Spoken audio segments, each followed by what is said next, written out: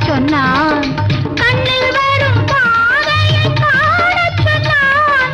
நல்ல நல்ல பாதையில் போகச் சொன்னான். கண்கள் அவனை காண்க, உள்ளம் அவனை நினைக்க, கைகள் அவனை வணங்க.